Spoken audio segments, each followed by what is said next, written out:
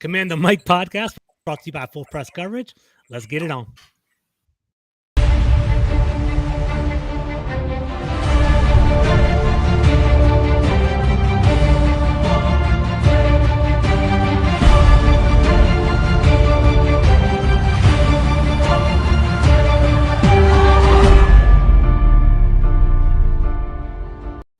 What's up, everybody? Thank you for joining us on this lovely Thursday afternoon. I'm here with two guys I highly respect. First of all, I'm going to introduce Rick Snider from 106.7 The Fan. How you doing today, Rick? Super. Always glad to be on these. Thank you. I appreciate you being on here. I'm also joined by Big Doug from the Big Douglas Show. He also has a new series called Draft on Tap. How you doing today, Doug? Excellent. Thank you, buddy. Of course, been glad to have you guys. So, I was talking to Rick offline earlier about this. It's just like the Washington, D.C., it's very hard to find news to talk about, right? This has been a kind of a light week in the D.C. area, and now we're going to kind of talk about it and bring it here. And I just love having Rick on because he has such a collective understanding of the Washington, D.C. area and the whole ownership thing. So we're definitely going to dive into Dan Snyder today. We're going to talk about the stadium relocation as well, potentially. But we'll start off with something kind of light and easy. And it was a great question that Doug put on his Twitter feed today. And, Rick, you know more about football than I would ever forget. So here we go right here. Let's bring it up. How would you rank these four wide receivers? So basically, the four wide receivers from Washington, we have Art Monk, Santana Moss, Charlie Taylor, and Terry McLaurin. How would you rank them one through four in your opinion? Doug, where is Gary Clark? That's what everyone keeps saying that. Everyone keeps saying that. It's Gary Clark. I'm glad to be able to comment on this before you go ahead with your rankings, Rick, because I do one of these every day. These are not my four. These would not be my top four in the history of the franchise. What I try to do each day is pick a couple of guys from a position group that I think will spurn like some discussion and include everybody. Rick, if we didn't include guys like Tana and Terry, who would the young guys pick? I got so many times, like, who is 42? So, a lot of these guys don't even know that far back in the history. So if this question today had some of the new jacks go and Google some of these guys, like, that's kind of what it's all about, right? So for anybody that are doing these with me daily, first of all, I appreciate it. They are never usually my top four. The question literally states, how do you rank them personally? Okay. Hey, don't feel bad. Michael Westbrook didn't know who Charlie Taylor was when he met him either. So he literally did not know. And Sam Huff came over and told him. It was kind of a wild one. All right. Because I think Gary Clark's better than Art Monk. So that's why I brought that up. People are saying that. And Gary Clark had, USFL catches too. To me, it's the Pro Football Hall of Fame, not the NFL Hall of Fame. And you shouldn't discount USFL stats, and Gary should be in. But that said, okay, I'm going to go Charlie Taylor, Art Monk, Santana, and then Terry. It's close, though. Interesting. Yeah. So, I'm just kind of curious about this because you have a good take on it. Why would you put Art Monk over Gary Clark? I feel like Art Monk was more of the possession, more of the clutch wide receiver, but Gary Clark was more dynamic and explosive. Is that kind of the deal breaker for you? What do you think? Yeah, I mean, Gary Clark combined had 700 catches if you had his USFL time in. So, and I just thought he was a bigger playmaker than Art. Art had all the catches and stats, and you can't deny that Art was a great player. I just think Gary was better. Makes sense. It was incredible. Do you remember, George, were you on the episode with me when we had Santana Moss on? And I think you were. And he told us that he had never played in the slot until he got with when the Shanahans came to Washington. It was the first time in his professional career he had ever played in the slot.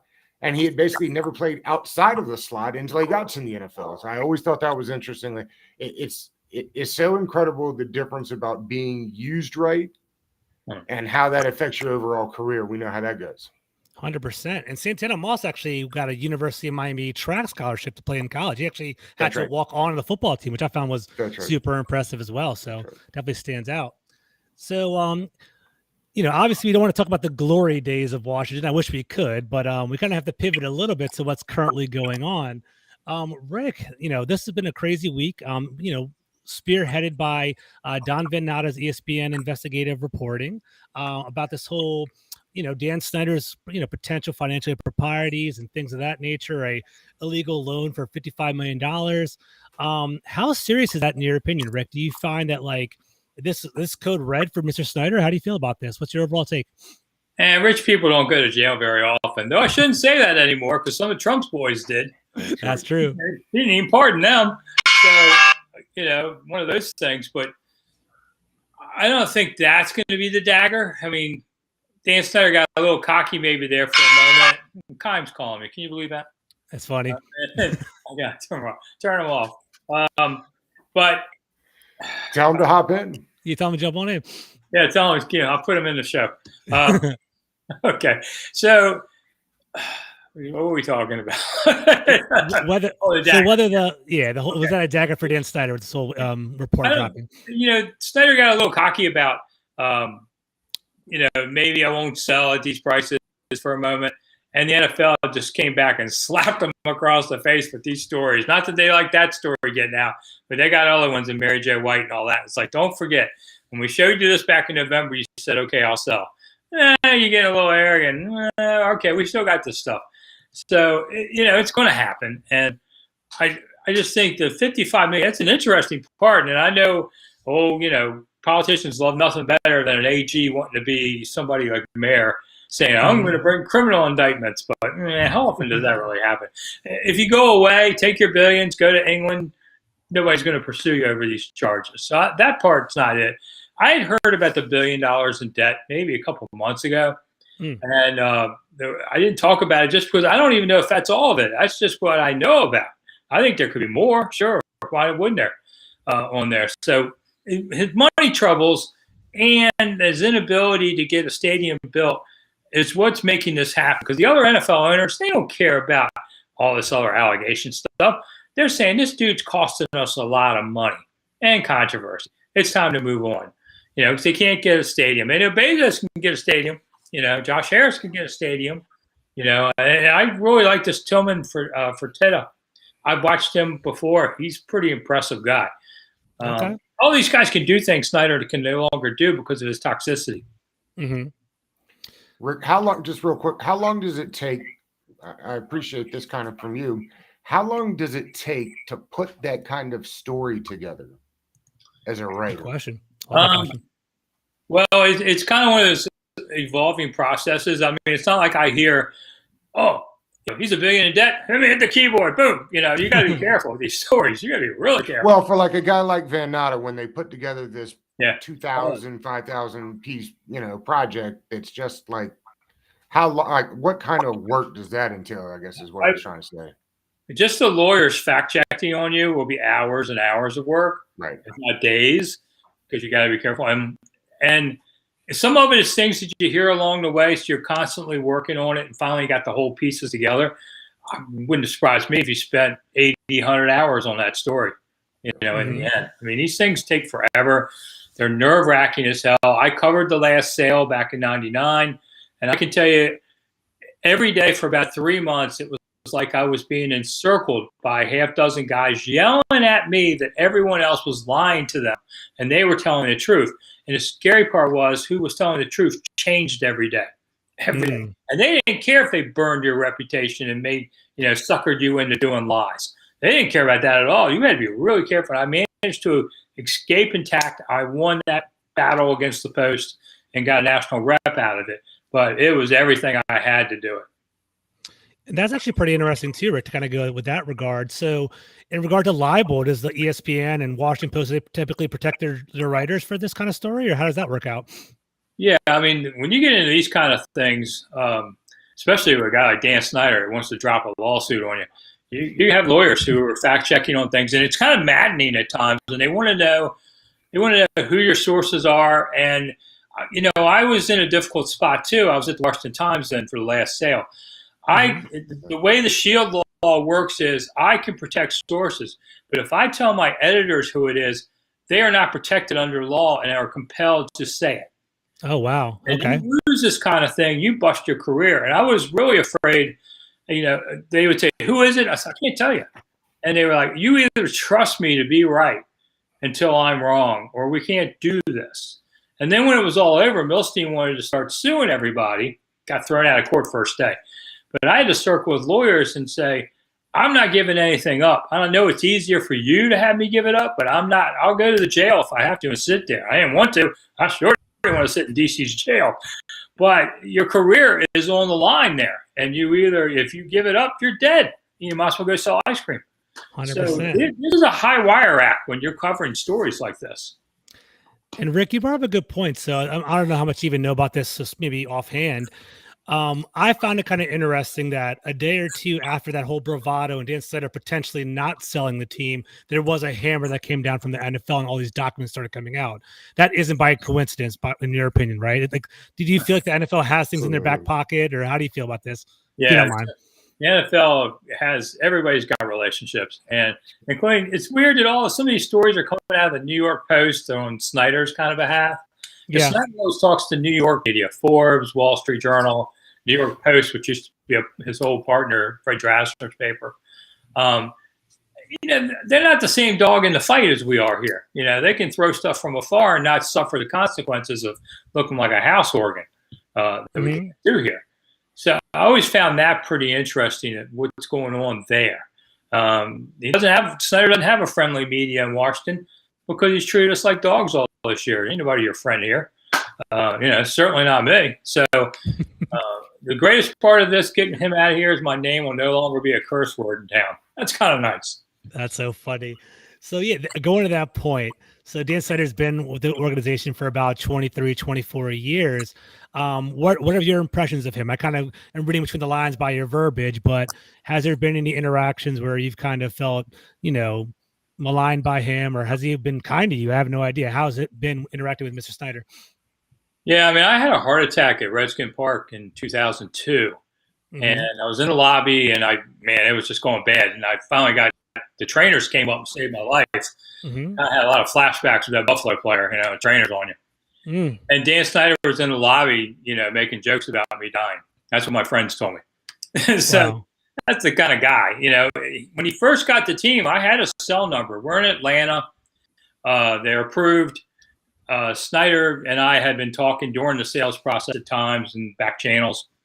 And he comes over to me and says, hey, and he said, here's my cell number. Call me anytime. We actually did for a little while until he got mad.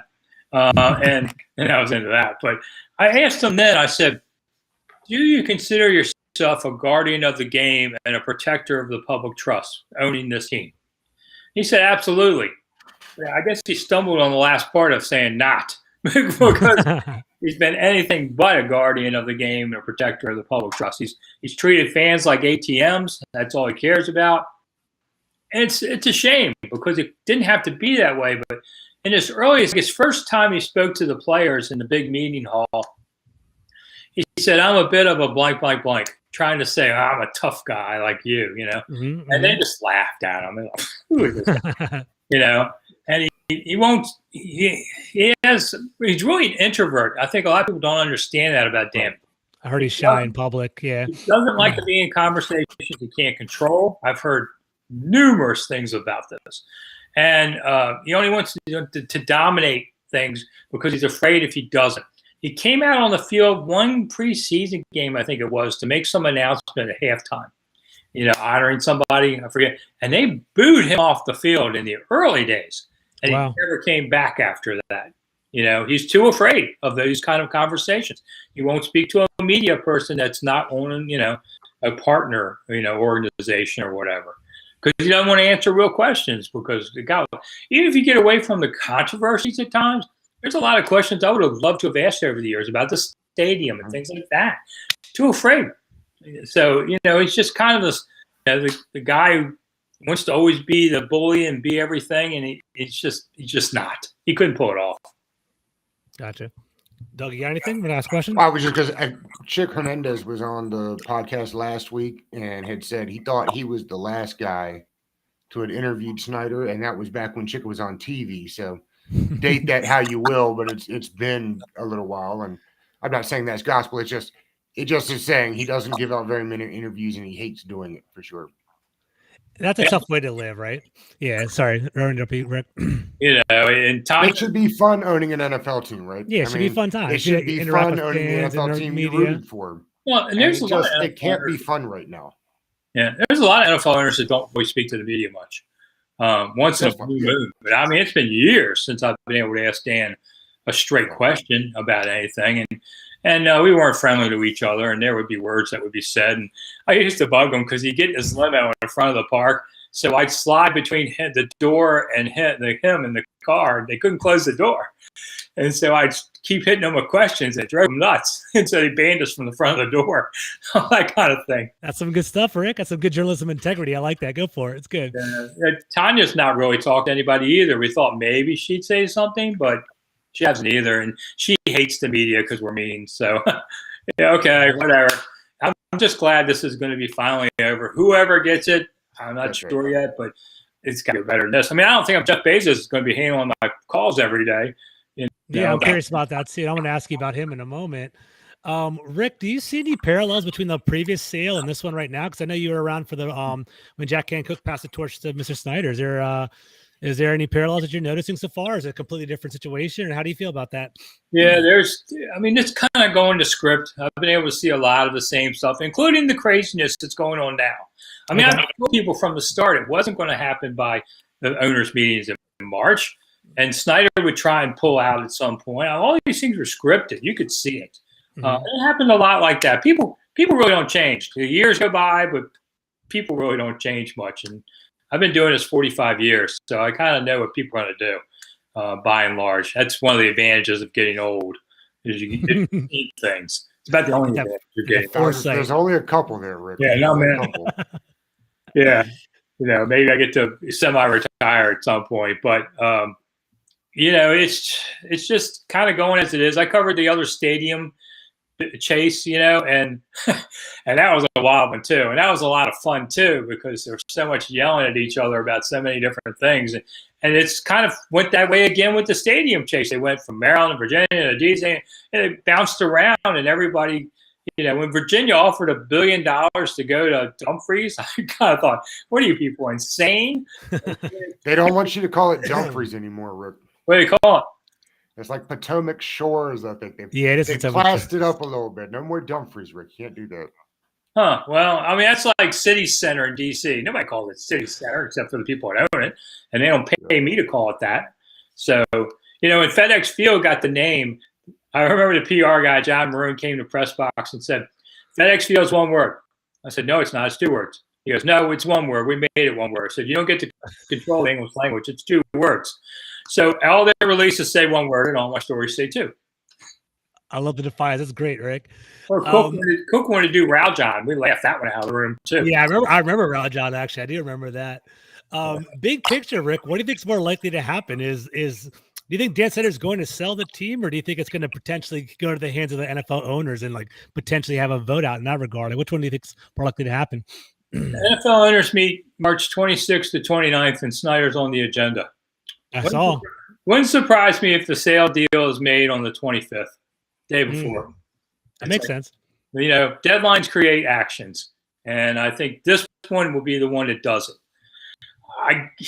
This thing about Jeff Bezos is banned from bidding. What a bunch of BS that is. I mean, you can always.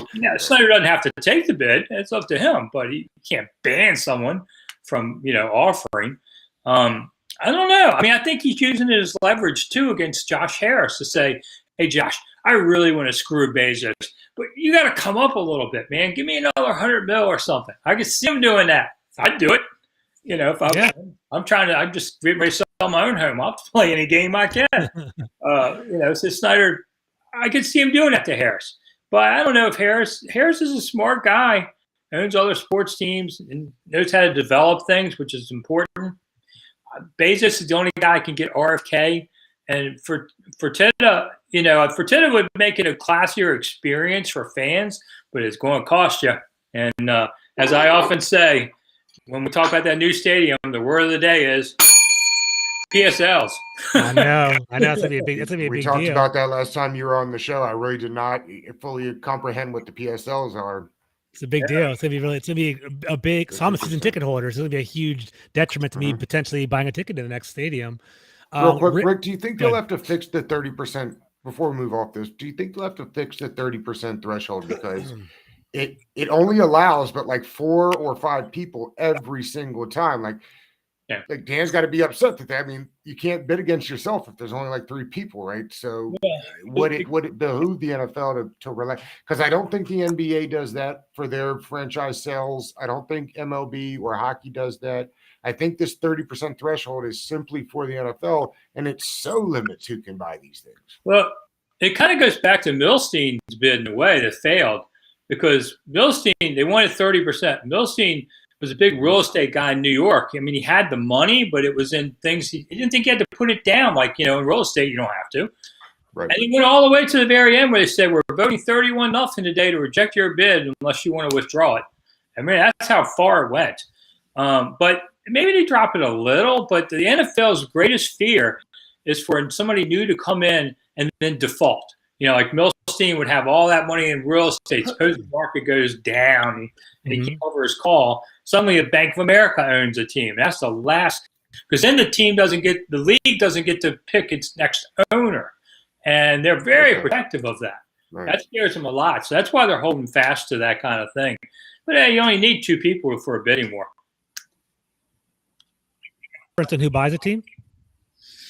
I'm a big fan of Tillman Fertitta. I'll say that. I know a lot of people aren't. They go, oh, he's this. I don't know. A billionaire is not a jerk. I mean, you don't get to be a billionaire being a nice guy. But why do you like him? Touch on that. I don't really know much about him, to be honest with you. You've been high on him this episode for sure. Yeah, he had a show called Billionaire Buyer on CNBC a few years ago, where he worked with young companies to be suppliers to his major chain. Like he owns Landry's, which is a big thing. He owns Forrest Gump, McCormick and Schmidt. He owns like seafood restaurants. Yeah. In like 15 countries or something. So he can really make or break a company by, doing it. And he would teach people things.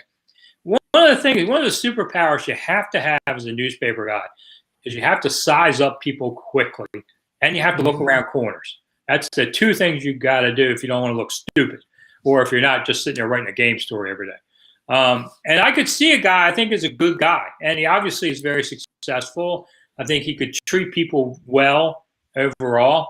Josh Harris, I think, be interesting to have a Commanders owner who owns the 76ers and the Devils. Yeah, that's what I was thinking too. He lives in New York as well, so I don't know how attached and invested he is on the team. But I think he grew up a Commanders fan, if I'm not mistaken. He's from the area, right? No, he went to a private school in D.C., right, Rick? I think that's where he went. Yeah. But I mean, suppose the Devils are playing the Caps for a must-win, and he's sitting over there rooting for the Devils. I mean, that's just weird for fans. It's like John Wall in his Cowboys jersey. Yeah, very much. I mean, when Bryce Harper was wearing a Vegas Knights jersey and everybody hated that, I can see that being a problem. But he's very smart. Harris seems like a decent guy too. He knows how to do developing, and that's going to be so important if you want to try and get the RFK, because you can do the RFK site, but the city says we want everybody to get rich off this. Where Dan Snyder just said, mine. And Bezos, the city greatly wants grocery stores. Well, Jeff Bezos owns Whole Foods. I mean, we'll just put a bunch of those. Right. Who cares? Mm-hmm. Yeah. I mean, that's why Bezos could do a lot of political things. Like this land is federally owned. Okay, Bezos can go buy a mountain and swap it. Developers do that all the time. I'll give you the mountain out there and you can have this. And then you could give it over to the D.C. government and work with them. And, some of the parking lots would be gone for other things. It's not just about tailgating, I'm sorry, it's just not. They even have a place to put a second metro stop at RFK, just to the left of it. It'd be above ground, because if you're going to ask 60,000 people to come with little tailgating, you got to have a second metro line, which they would. So Bezos can do these things, and that's where everybody, all the tide raises all boats kind of thing. And that's what DC wants. So it can still happen. You notice DC haven't knocked down the stadium yet. They've been waiting.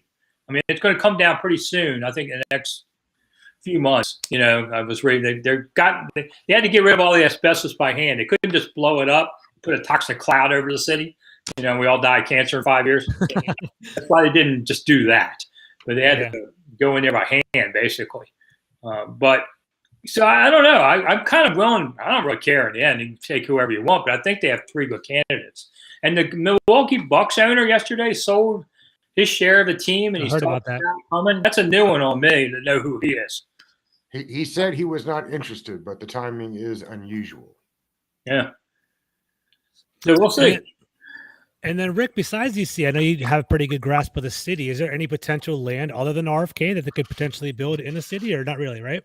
Not really. I mean, it's gone. I mean, when they did the last stadium, moving around, besides RFK, they had where now is the Nationals Park. Audi Field could have been maybe a smaller version, could have maybe worked. New York Avenue had a spot that's now a major government hub by George Avenue. These things are all gone. So, DC has resurrected itself since 9/11. We had 1 out of 5 people who live in DC. I'm sorry, 1 out of 20 people who live in DC, 5%, are New Yorkers who came down after 9/11. The city has grown 300,000 people since 9/11. Wow, I didn't know that. Wow. No new roads, but so there isn't any room anymore. The developers have just gone in. You've seen the cranes over the cities. There's some room in Anacostia. Maybe you could go across the Anacostia River from RFK. That's what I heard. I think I saw that. Yeah, that's the only spot that maybe works on there, because Anacostia is undergoing a renaissance too. I happen to be an Anacostia native, believe it or not. Way back then. So I'm one of Mayor Barry's boys. Then my whole family used to live over there. And of course, things have changed so much. That was a long time ago. But maybe that's a spot. And that's also federally controlled. I was wondering about that. Okay. The federal government owns 1/4 of the city. Okay. Overall. So it's not just the National Mall. They own stuff everywhere that you go. It's such a pain.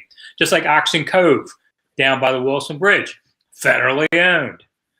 So, man, don't they own in the city? Yeah.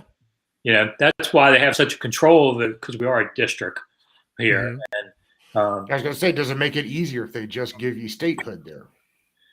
Yeah, because then at least the mayor would be a governor and could decide things a little more directly. And the federal government doesn't seem to move much. I mean, when Jack Kent Cooke decided to go to Landover, first he was going to go to Laurel.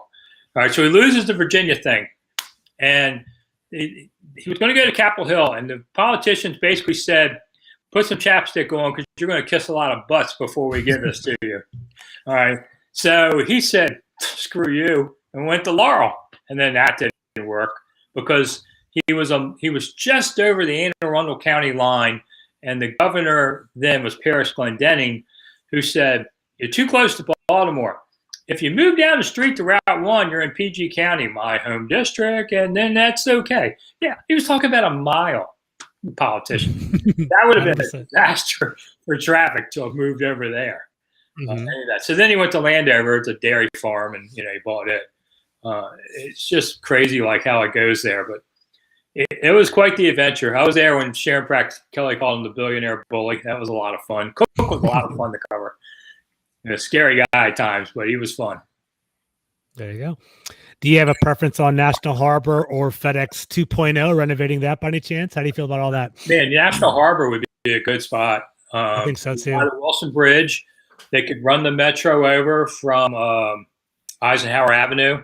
So it could be on a metro line. That's why Wilson Bridge has that big gaps on the left, the inside lane. There's a big opening. That's for the metro one day to cross over the bridge. Okay. So that could go. You could be near the entertainment complex at MGM if you're into that. There's a lot going there versus Landover. I mean, the state of Maryland has said we're going to add $300 million to redevelop Landover. Okay, I'm 62 years old. I've never seen the day that Landover thrived. I mean, it's it's just been hard. I mean, Ted Lerner owned Landover Mall. That's all dust.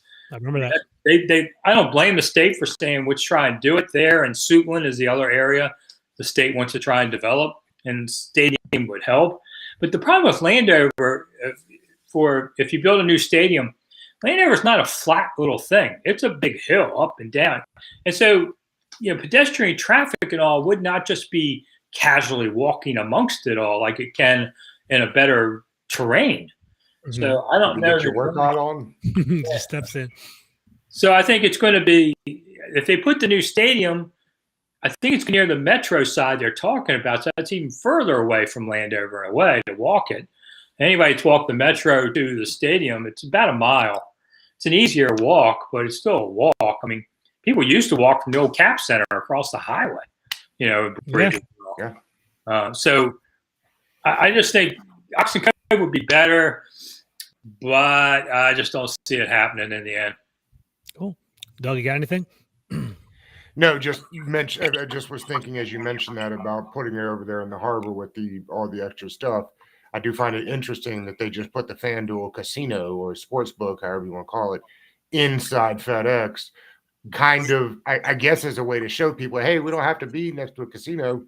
We'll just do it here. I know a sports book is different than an actual full-blown casino with table games, but I do think it's interesting that they at least showed they could be in that market somehow.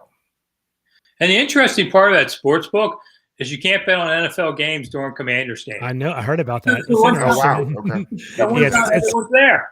It's like going to the Superdome in Atlanta. That's like Falcons game on Sundays without being able to get Chick-fil-A. Yeah. They're not open on Sundays. Rick, I got one or two more questions for you. I can let you go. So going back to Bezos, what's your thoughts on him? Do you think he actually is potentially going to bid on the team? Do you think the NFL would welcome him, or would they be intimidated by his wealth? How do you feel about that? No, they would love him because he would pay even more. So everybody's franchise just went up $1 billion in price. So they love that because he'll outbid them. Obviously he's got that Thursday night game, so Commanders could play every Thursday night. I'd like my Sundays free. That'd be great. Wouldn't that be something? That would be something. Yeah, like Virginia Tech football used to play on Thursday nights. And there's no conflict of interest there, Rick.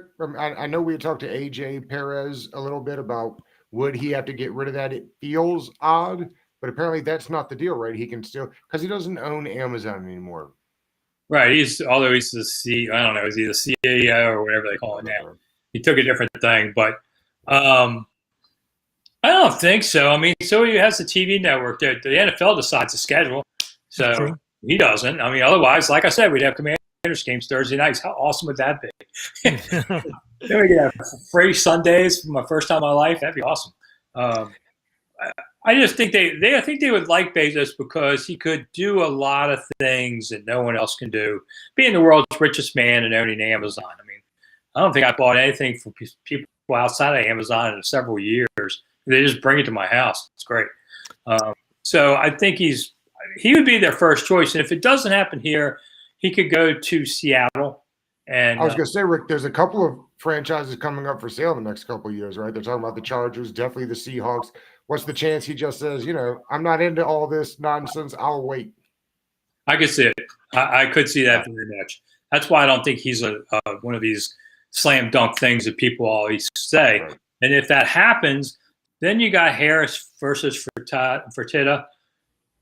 I don't know. That'd be interesting to see which one of them wins. It's not always about the absolute last dollar. And some of this also is what I don't know is, okay, you're going to sell the Commanders. Are you going to sell the Ashburn facility? Are you going to sell the stadium with it? Because the next guy might say, listen, I don't need that old junk. I'll rent it from you for a few years. And then while I'm building my own. But those things are very valuable. There's much land in Landover. There's a lot of land in Ashburn where they have all these monoliths of servers.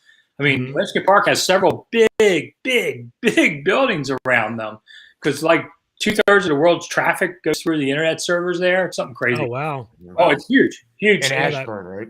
Yeah. So that's all worthwhile. I mean, there's 4 of those buildings right next to them. And then who's got the sports betting license? Is that Dan Snyder's? Those 3 things could be $1 billion on the price. Is it Snyder or is it Commanders LLC? Do you know? Yeah, I'm not exactly sure how that works on there. It's all new. And if I'm Dan Snyder, I say, when George Preston Marshall sold the team to Jack and Cook, he made Cook buy his 2 homes in D.C. as part of the deal. So you want to sell a $50 million Potomac mansion? Throw it on the table too. What's that to this deal? Right. And then, Rick, I don't know if you're allowed to say this or kind of touch on this, but obviously Bezos owns the Washington Post. Through your connections, what do you know about Jeff Bezos as a potential owner of a large organization? Is he pretty hands off? Is he hands on? We hear that negative of like Amazon. He like really is tough on his workers in that regard. I'm just curious about the Washington Post. Well, as somebody who got laid off by Jeff Bezos at the Post. Okay. All right. And when 8 hours notice, I was at Redskin Park. I see on Twitter, I'm walking down to the locker room, middle of like Thursday, and I see my boss has tweeted, "Hey, it's been great." And so I call her and say, "Where are you going?" She goes, "Oh, you're going too." Oh, geez. We got 8 hours. Omnious. Okay. I mean, we were laid off with 8 hours notice, and so so it was part of the extra edition they had Express. So I've been one of his boys who's been cut, but by and large, people over there tell me that he's very much been hands off, except last fall he kind of came back to them and said, "We got to cut payrolls and stuff. The kids page, the Sunday magazine, these kind of things people aren't really watching, reading anymore. We'll get rid of them." And it's an evolution of the business. They're not the only ones. And that was where he stepped in and said, "We got to do some of this." But otherwise, with editorial coverage, no, he's not involved. I mean, I worked at the Washington Times 20 years. Reverend Sun Young Moon owned it. I never met the dude. I mean, it's not like he said Redskin coverage needs this. I mean, people exaggerate the role of owners in the news business itself. That's what I figured. I got one more question, unless you have one, Doug. Do you have any questions right now? Or are you good? I was just going to ask Rick who replaced him at the Post. Well, at the Post, they closed the whole edition I work for, so nobody replaced me. Okay. I'm irreplaceable. That's how it works. 100%. Thought I'd get you to take the cheese. Nice job. Yeah, at the Times, they've had a series of guys try and be me. And Matthew Paris is doing a great job. There's a lot of really good reporters. There are some good covering reporters. this team. They get bashed a lot by the public, but Kime and Standick and Paris and JP Nikki Javala is awesome too. She's really good. Yeah. I mean, these are all top notch. You don't just get your journalism card and walk out the Redskin Park. And they're younger today than they used to be. I was 32 when I really became a main guy. I was out there some in my 20s. I was out there to help out as the punk kid, had hair and everything. I mean, Doug Williams said, "I don't remember you." I said, "I had hair then, Doug." I mean, the years haven't been kind. But, I just be one of those punk kids. But there's a lot of really good talent out there covering. People should be happy about that. These are good, solid reporters. I agree. And it would be remiss if I don't ask at least one football question before we're done, Rick. How do you feel about Sam Howell as the quarterback for Washington? Do you think there's going to be a deal for Daron Payne or Cam Curl? How do you feel about that? Have you heard anything in your regard? Last year, Sam Howell's first day at rookie camp, I talked about, wow, this kid really. Okay. I spotted him right there. I spot ballers. The thing I loved about Eric Bieniemy when he said the other day was, "I don't care about analytics. I care about ballers." I was like, yes. There's the right answer. Not many people do that anymore. And I think Hal has the arm. He's really a better version of Heineke. He's got mobility. He's got a better arm. Smart. He's not afraid. And I saw a lot of really good things in the offseason and preseason about him. And I think if you can block for him, it'd be nice to get a few linemen. He'll be fine. Is he a Kilmer or something like that? Throws a better ball than Billy, but he could be, just as good. I mean, Billy won 51 games, so it wasn't like he stunk. So I like Sam Howell a lot. I think he'll be fine if they just don't screw it up, that kind of thing. They need a tight end to catch some balls, that kind of thing. But you got receivers, you got running backs. So you just offensive line starts with everything. Your lines are always everything. Curl and Forest, I wanted to make the nickname Dark Forest. Don't go near there, but that's pretty cool. Didn't catch on, but those are nice players too. The drafts have been okay the last few years. They've been better than people give them credit. I saw some big group rated their draft like, I don't know, it was a D or something last year. And I thought, no. You got several good players. If you can get 3 good players, that's a good draft. I agree. Are you a Rivera guy, Rick? Last question. Are you Rivera? Do you like Ron Rivera? I respect Ron very much as a person. I always say I think Ron was the right person to hire, and maybe now the right time to go. And both things can be true. He helped this organization in a very chaotic time, pull together so many things and brought in a man of integrity there and all that. Coaching wise, sometimes I kind of wonder about things, like everybody does, the timeouts, the challenges, things like that.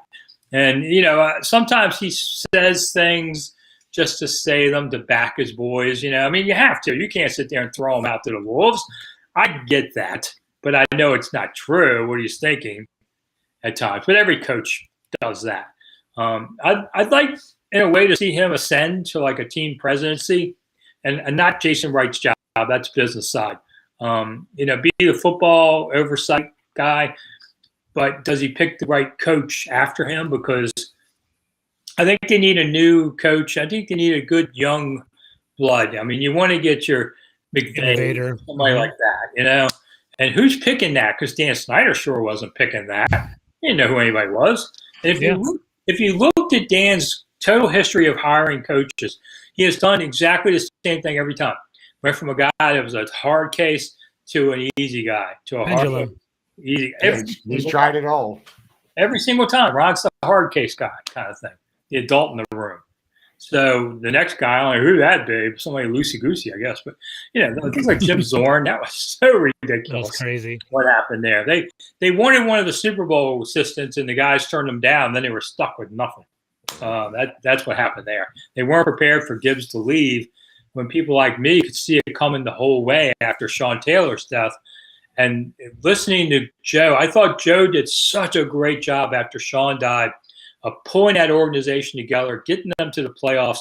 But every day after practice, he's talking about, heaven and Sean and 1,000-year games and just stuff you could listen to. I could forever.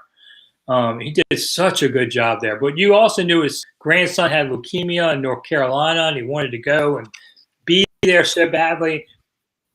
So we all knew that he was going to leave. And yet Dan Snyder had no idea. So that cost him a couple of years of chaos there. And Jim Zorn was a nice man, had no business being head coach. And they were making it so hard for him, they wanted him to quit. So Dan would have to pay him the money. And I told Jim, I said, don't let them take your money from you. This is generational money. It's true. You deserve it. You took the job, they offered. It's not your fault who you are. When they brought in the bingo caller and all that nonsense, and, they did all kind of demeaning things to him personally. Yeah. And, Vinny Serrato made a hit on him. And that's the kind of stuff Snyder did. It was just nasty. And he got caught in there. So who's going to pick the next coach? I don't know. And we'll see if what the new owner thinks. Maybe they think because they took chemistry class in high school, they can run Dow Chemical. Well, we'll see what happens here. Are they going to stay out of the way, or do they suddenly have an opinion? Snyder always wanted quarterbacks because he wanted somebody he could market. There was a time when they wanted a guard really badly. And he said, I am not standing next to a guard on that stage because the guy would be a foot taller. And Snyder was getting an arena football team once, and the guy who was the head of the arena league was something like 6'7", 350. This guy was enormous. And Dan looked like a doll next to him. And that's why Dan wouldn't pick that guard the next year. He didn't want to look like a doll next to him. That's the craziness that goes in. It's wild. All right, Doug, any last minute questions for Rick? Are you good? No, I was just going to say I completely agree with you on Ron Rivera. I would much prefer him to be the head of football ops than the football coach. That's all. I couldn't agree more. Cool. All right. Well, thank you, gentlemen. I appreciate your time. Rick, tell everyone that's listening where they can find you on social media, what kind of projects you're working on, and, what are you up to? So Rick Snider's Washington is on YouTube. We just passed my 11.5 million viewer between social media and Twitter. Rick Snider's Washington on Twitter. So I'm always writing something, whatever. And then I got tours. I do tour guiding, monumentalthoughts.com. I have walking tours. They don't cost much. You can do different things like, City of Alexandria. I'm having a new tour this year. Lincoln's assassination because I'm related to John Wilkes Booth. So it's a family story on there. And that's kind of stories I do. Embassy Road. So, tourism's coming back this year. Thank God. And I don't know. I always have something. I teach history online to kids. I mean, it's stuff like that. Rick, did they announce the cherry blossom date? They came out yesterday and said like late March, right? And yeah. I think they're wrong. I think it'll be earlier. I think it'll be about 17th, 18th, because it's going to get cool next week. That's going to slow it down. But I tell people the Magnolias in D.C. is what you want to go see. And you can start this weekend, really. I was at the Smithsonian Castle, and the Magnolias are magnificent. I think they're better than cherry blossoms. I mean, cherry blossoms are cool if you're underneath the trees right in it. But the Magnolias are awesome. Go by the Smithsonian this weekend and see them, because they're usually a couple weeks ahead. And you can smell them from like a mile away, right, Rick? Yeah, I mean, Smithsonian that's the beautiful thing about those Magnolias. Yeah, I mean, really, you can walk from the Magnolias to the out part of the cherry blossoms in about 3 blocks. Oh, wow, okay. It's right by the Smithsonian Metro exit, too. You can see it. You can't miss the castle, there. 100%. I'm actually going to run the Cherry Blossom 10K on March 12th. It'd be kind of cool if they're out there. So nice. Fun to see. For you, George. When I ran it was the Cherry Blossom 10 miler, not some sissy 10K. All right, sorry, Rick. I'm working to get to you, man. I'm trying to get there. George is all European. Got all European on us. Exactly. So yeah, I mean, I did it. I did it very slowly, but I was trying to run a marathon, and I did the Cherry Blossom 10 mile. I could find the badge and prove it, but it was slow. Dogs were running by me at the end or something. I don't know. I took up the end. That's funny. Like 10. I'm right there with you. It's all about completion, not speed. And then, Doug, what about you, man? Where can they find the social media? What are you working on? The Big Douglas Show every Monday, Wednesday, and Friday. We do shows. We're doing a draft prep on Wednesday now, and Inside the Command Center on Fridays for the Commanders. And who knows what happens on Mondays. Exactly right. And guys, I'm George Carmi. You can find me at gcarmi21, host of the Command the Mic podcast. It was a blessing to have Rick and Doug on here. Have a great evening, guys. Take care. See you guys later.